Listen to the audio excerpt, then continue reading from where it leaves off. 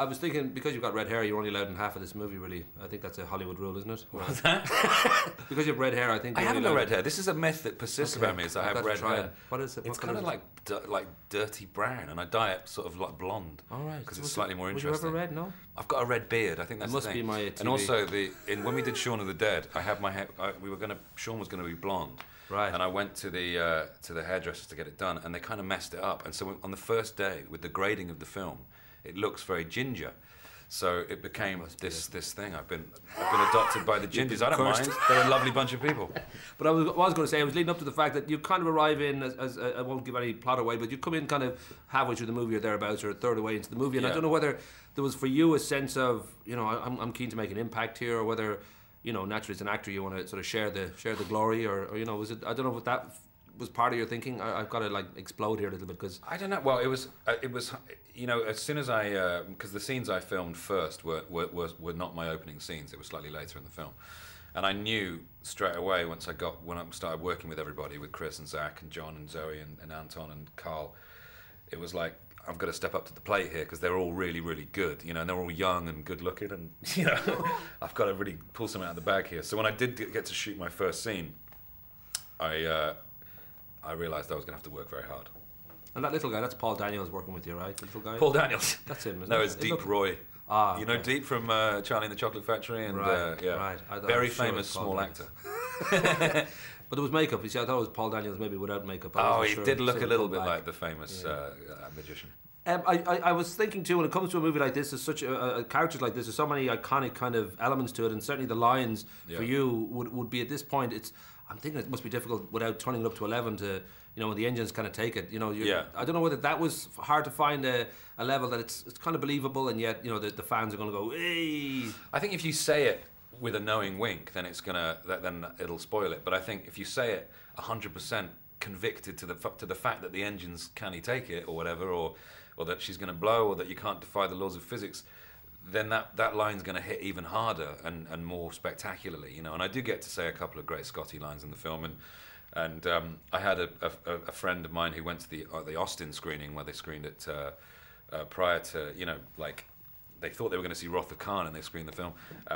They got a round of applause when I got to say my you know, Scotty line, which is great. And I think, but you have to say it like it's going to happen, you know. It's too easy to make fun of fantasy. I mean, the reason that Star Trek is maligned by people who don't understand it is because they're not prepared to go with it, and I think that's the great thing about a story like Star Trek, is that if you go with it, it's great fun.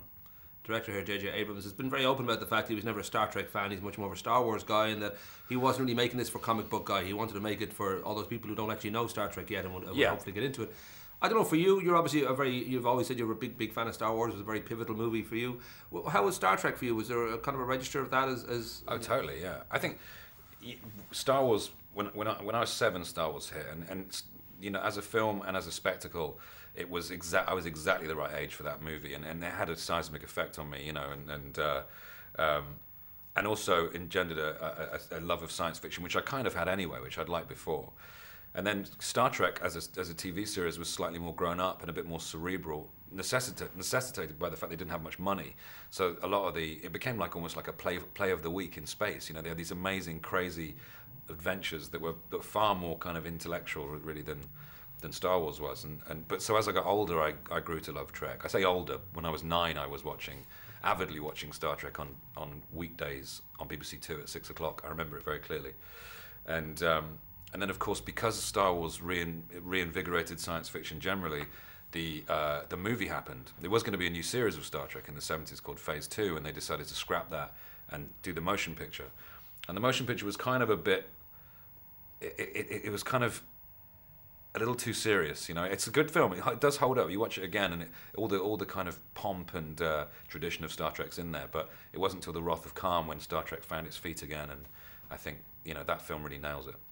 I was thinking with Scotty, because he comes into the story a little bit later, there's always that possibility for anybody coming into a group like that might feel a bit of a cuckoo in the nest initially, that they're kind of blend in. And it did strike me that it's probably suitable in that you kind of, I always feel with you, and I've said it to you before, it just strikes me like a little bit of a cuckoo in the nest involved in you being in Hollywood and making, I think you've got 437 movies out this year with, you know, Spielberg and different things. And have you kind of settled into, you feel like a Tinseltown resident? Do you still feel like you're kind of slightly outside the groove, or? Yes and no. You know, it's just I think there's a lot of mythology that surrounds that place that people kind of assume it's this sort of weird clockwork toy town, kind of with music playing out of the shrubs. It's not. It's just a place where movies get made, and when you're on set, you're working with the same kind of hard-working, realistic people that you normally would. The notion of the sort of like the Hollywood actor, you know, flaunting off to their trailer is very rare. I've never really met anybody like that. I think the view of Hollywood, the notion of Hollywood, far exceeds the reality of it. It's just a place where films get made. It's brilliant and exciting, but it's not like, I don't feel like an outsider there, because everyone's an outsider there. I would think when I did speak to you for How to Lose Friends, and I kind of put you on the spot by saying, you know, and now that you're such a movie fan and all that, but now you're actually mingling with people who make other movies, that you kind of possibly have to face that idea that you're going to have to talk to somebody you hold dear, and their movie just doesn't quite work. And at the point I was talking about the X-Files movie, which didn't work for a lot of people, and you'd mentioned the fact that beautiful Gillian had put on your mirror in your dressing room. Why aren't you coming to my film, you scumbag? Have you seen it since? I saw it on a plane, actually. Right. I watched it, and I'd seen it. It was like I'm glad they made it, because it's like a good episode. You know, it's difficult for a show like that to, you know, because the mythology kind of came to an end with the X-Files. But I enjoyed the film. I thought it was great. But it was like a really great extended episode of the show, which I don't think it's unfair to say. And but you know, I follow her to the end of the universe. She's great. My very last question. I know we've got to wrap up now, but The World's End is you and Nick and Edgar back together again, and Nick wouldn't tell me exactly what it might be about, but that's because he doesn't know. Okay. But I'm guessing from such a title, it has to be what, romantic comedies, or?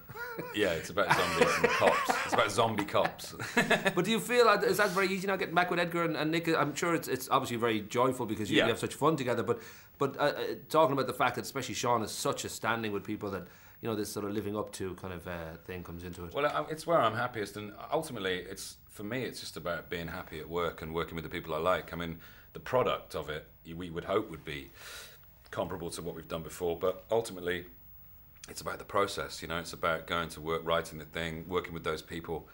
You know, all people who don't work in the film industry see is the product. That's all they ever see. And I think it loses focus about what it's about, and also the product of the product, which is celebrity and all that bull. You know, what it's really about is going to work and making films. That's so much fun, and that's where I'm happiest, is working with those guys.